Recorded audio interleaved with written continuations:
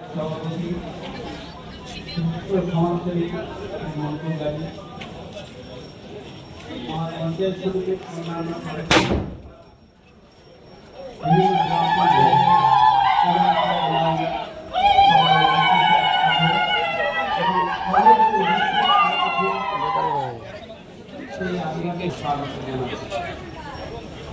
আজকে দেখতে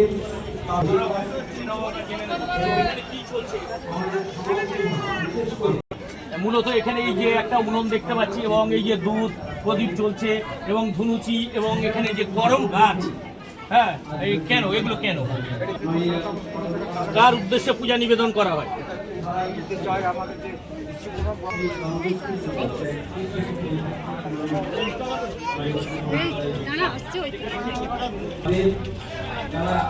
আমাদের